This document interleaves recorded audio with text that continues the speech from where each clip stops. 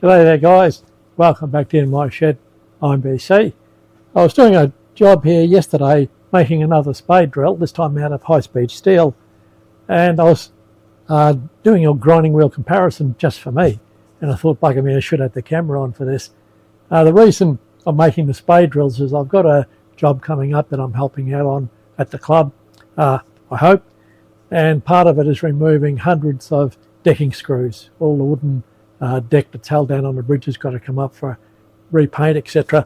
And from my experience, about every 10th screw the head bloody screws off it, or you've got to fart about, and sometimes it's just drill the bloody head out of the screw to get the timber up. So spade drills are good. They're Phillips head screws. Sometimes you can get away with grinding or drilling the head out of it, the fillest apart first before you take the head off, but sometimes you just smash the bloody high-speed steel drills. So I found spade drills being neutral rate, don't bite into the job. You get the head out of the screw and then you can drill the head off the screw and away you go. Well, yesterday's job was putting a point on the drill, and I just used a straight Alox wheel and that produced what you'd expect. Sparks, I'll show you what I did in a sec. I'll swing you around onto the job. Long stringy sparks off the high-speed steel. I then couldn't do the two flats on the side of the drill with the side of the wheel. I don't like abusing a wheel in that fashion. I do that with the diamond wheel, but that's got an aluminium structure, so it's not likely to take my face off. I had a hunt around with what I've got, and I realised the supplier of the CBN wheels from China has been after me for a comparison or a bit of a story on its performance. Want to use me for an ad or something with this face, bloody hell. So I put the CBN wheel up. It's a 240 grit, and look, I'm on plus. It's taking material off, but it's not all that good. So I thought I'll do a bit of a comparison. So today I'll swing the camera around, zoom you in with a bit of a spotlight. You can see how the CBN wheel does. I'll then put up the Norton CBN wheel, which I know was good doing the teeth of the cutter. Now this time the problem is it's a big contact area. It's about 10 millimeters across, and I'm lucky with this wheel. It's only got a very small contact area.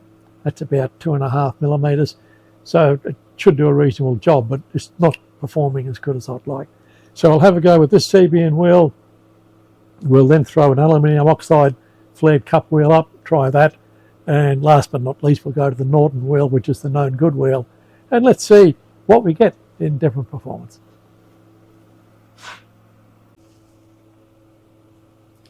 Okay guys, here's the setup. And it's worth noting what I did to grind the point. I had the work head swung around at 31 degrees. That way.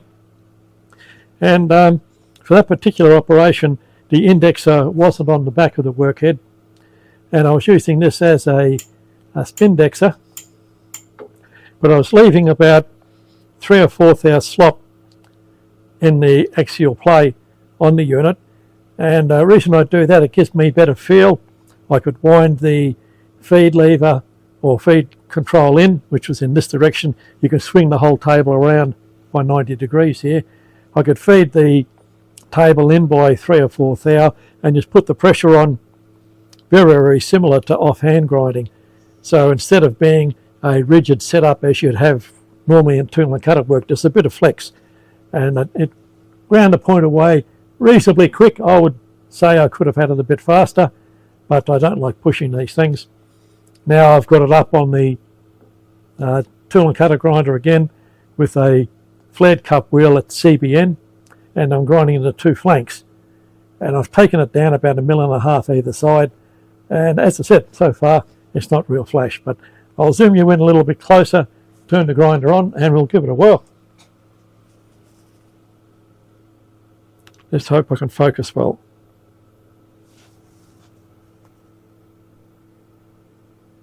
Yep, that's not too bad.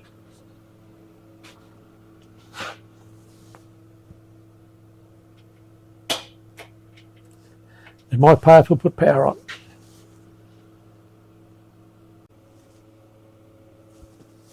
Okay, let's see if we can make some noise this time.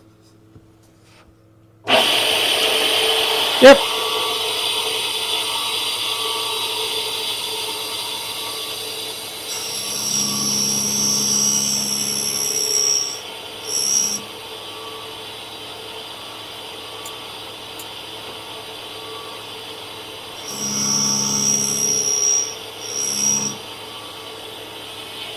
So as you can hear, it's engaging the wheel a bit, but it's just not taking a lot of material off.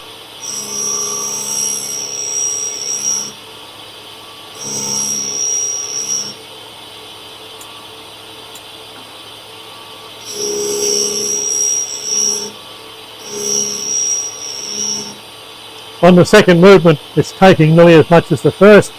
I'm only cranking in about 1.5 thou. Now I'll show you later on, I've been complaining about not having a table movement stop on the Clarkson. I figured out how to use the table movement lever butting up against the second table to get one.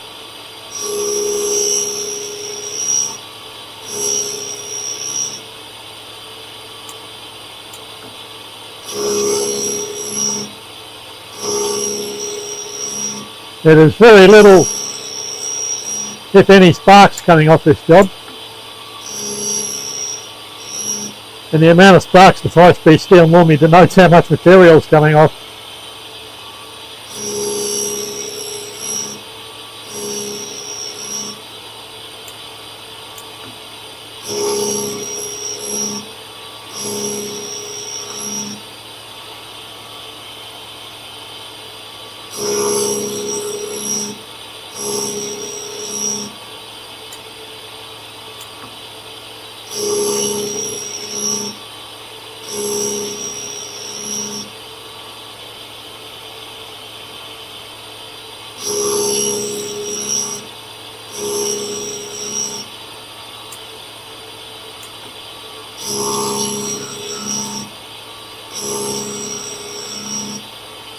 Okay, that's for the CBN wheel. Now to make it a reasonably fair comparison, I'll swap it out for a standard aluminium oxide wheel.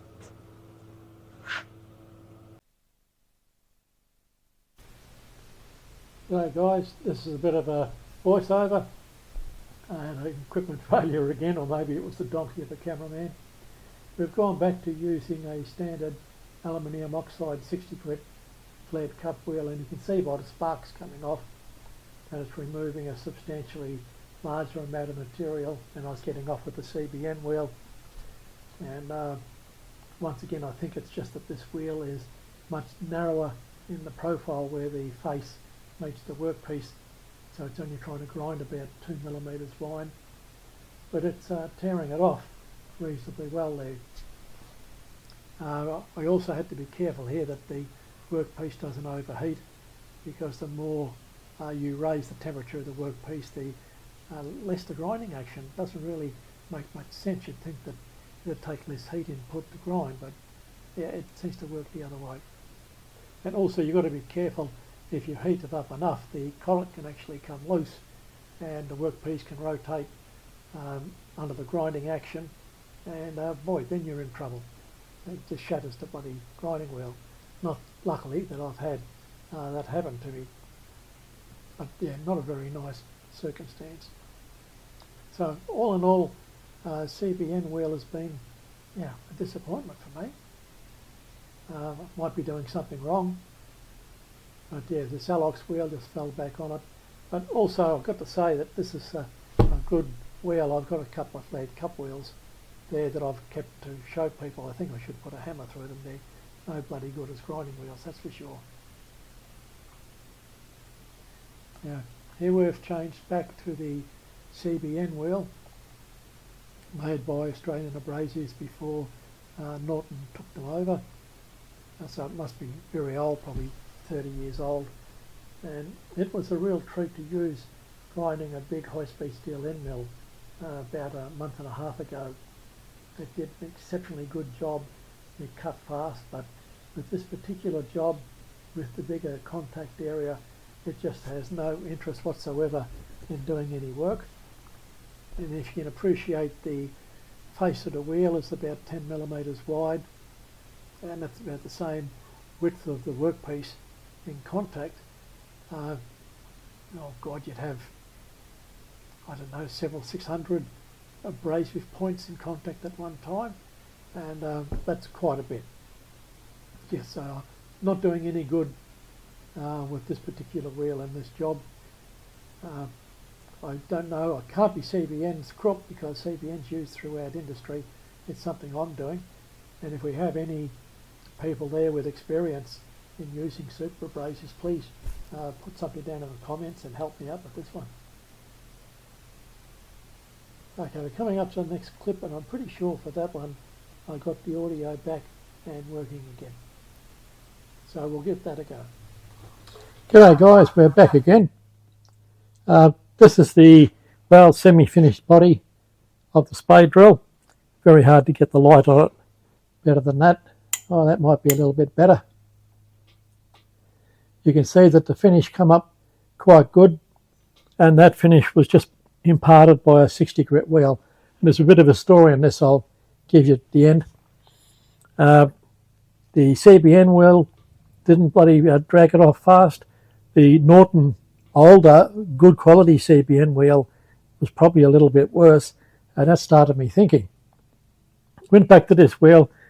Actually, I took it over to a little bench grinder I've got with a Chinese 60 grit, just Alox wheel, and that took it off faster than a bloody tool and cutter grinder. That really tore it off. And it took me a bit of remedial work to get it to this stage, but yeah, it's good enough now to grind a couple of facets on it, which I'll set up and hopefully show you in a few minutes. And then at the end, I'll give you a bit of my opinion of what's been going on. Back to you soon. Okay, fellas, here we are, about to start grinding the point on this spade drill. I will swing you out so you can see the horrible way I've had to set the table up. I've got a few degrees, about 15 dialed in or something. Look, that other bloke cranked around on that table, and I had to swing the head around and reverse it to get anywhere near like getting that spade drill to the cup wheel. Such a small work envelope, but I persist with this because it's the sort of thing you most probably have at home or similar. Okay, we'll try and make some noise now and put a primary on there. I've got the work head tilted back at 10 degrees for the primary, and I'll put about 15 or 20 for the secondary. I've managed to skinny it down quite a bit on the front of this drill, so there's not a lot of material to remove, and that's one mistake I made with the last one. For the secondaries, I just removed too much. I took more than one quick swipe at it. Okay, just make sure all my nuts are tight. Don't want anything hanging foul in the grinder.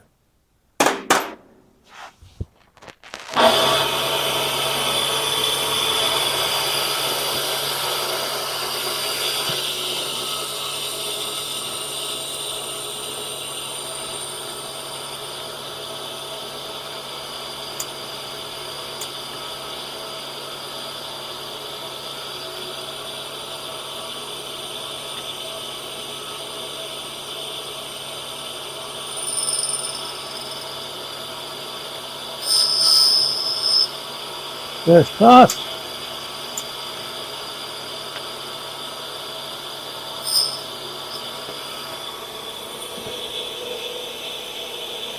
Yep, we just touched on.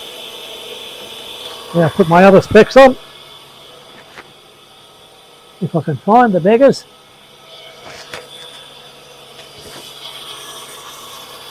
Back in a sec. Okay, got the glasses on this time. Try and get in another tooth out.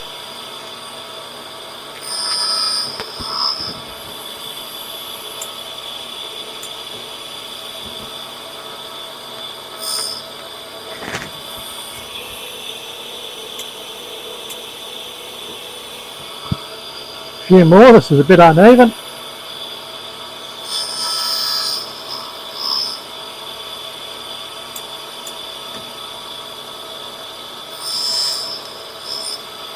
That's a bit better.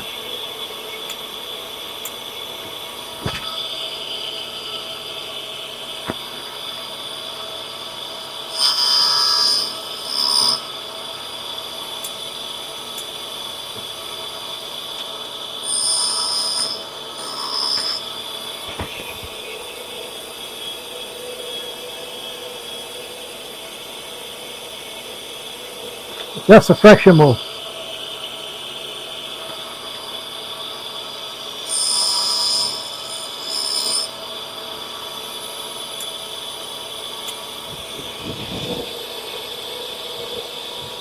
I can track that all the way in that primary.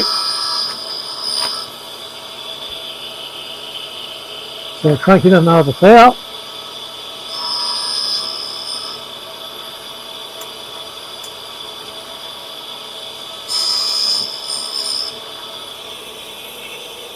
That one's okay. Aha, it's just a trace of the felt pin mark there. So I'll take another thou and that should be it.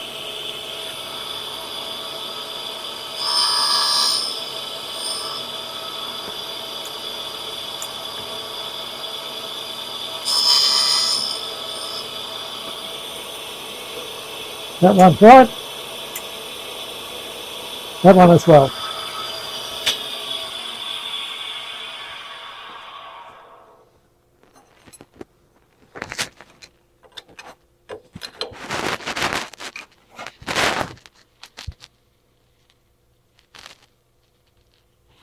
That's about 20 degrees.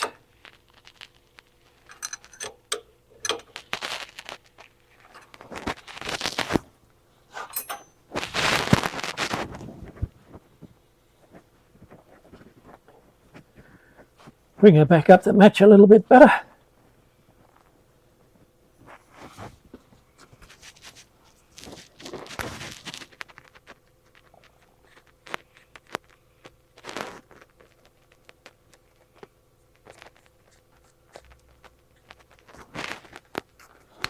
We'll see if we can do this one a little bit better than the last.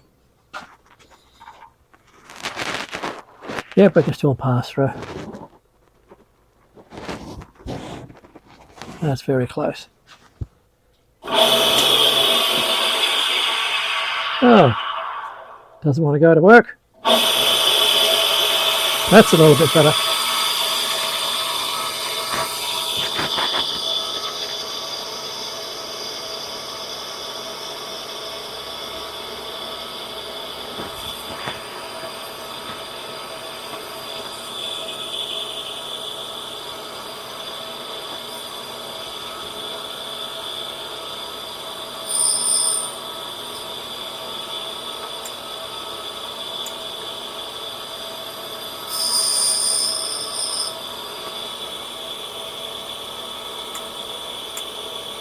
Oh, that is so close to being there. I might try a bit more.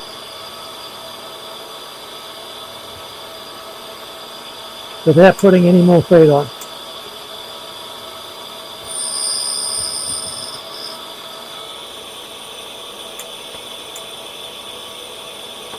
That's about it.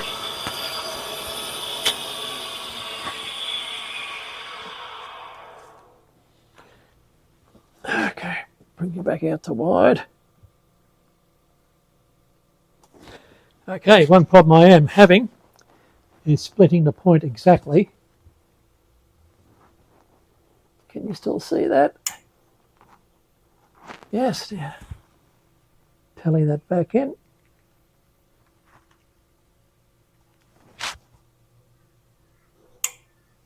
Get it out of the way of the light. Now, one secondary is a fraction wider than the other, and the reason is the table skews a little bit. It does need a bit of work. It needs to be remachined. But look, I'll give that a go. I think that'll do that nicely. The two edges are only a couple of thou off intersecting.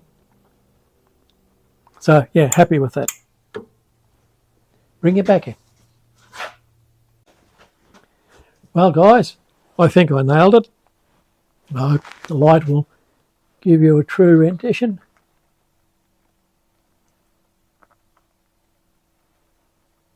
So I'm happy because it's just a very small intersection where the four facets come together, and I think that's going to drill quite nice. Not today though, it's getting too close to beer o'clock. I think my problem, and it's better if I bring a wheel out to show you.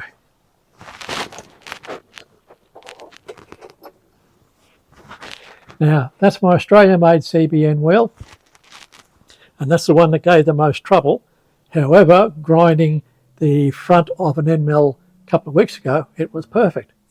Now, when you consider I've got the flared cup wheel, the aluminium oxide white wheel, dressed so there's only about a 2mm wide grinding band, and it's a 60 grit, the number of grains actually impinging on the work, and don't forget that's 60 grits per inch, so it's a fairly coarse wheel. You're probably only looking about 20 or 30 grits impinging on the workpiece at any one time.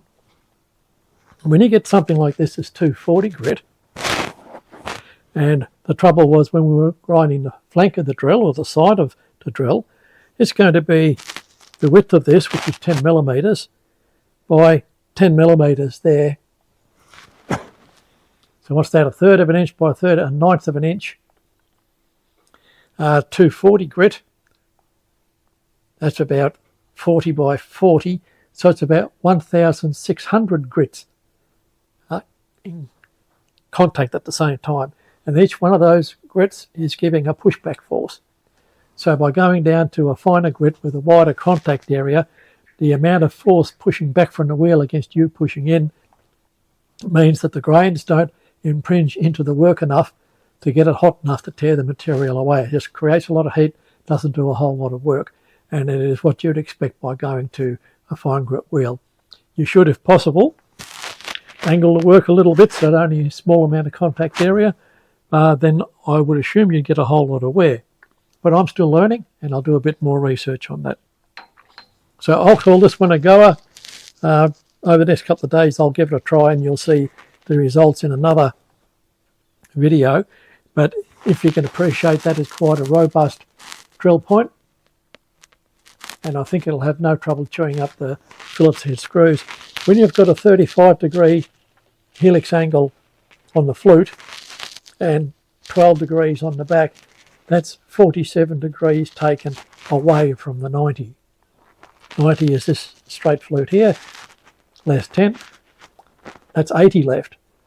So a normal twist drill has a very, very acute edge angle, not much material left there, and consequently doesn't have a lot of strength. The modern high strength materials allow them to cut, but their life is reduced greatly when you put them into an arduous circumstance. How's that for a big phrase? Arduous circumstance. Been eating Volkswagen manuals for afternoon tea. Okay, I'll pull this one up for now. Please like and subscribe if you haven't already, and put a few comments. I'm welcome any comments. Anyone's got any ideas about drill room grinding that I don't know about. Had a few good responses on the burnt out feed motor for the borer, and one thing I didn't realise and didn't know, the corrosion on the wires is caused by acid being precipitated out of the plastic as it breaks down. So it's information like that that anyone that's experienced and professional, please give it to the group. Let everybody have a look at it. Okay, running day at the track, or a private running day for the group at the track tomorrow, and I may do some video if I don't forget the cameras. Bye for now.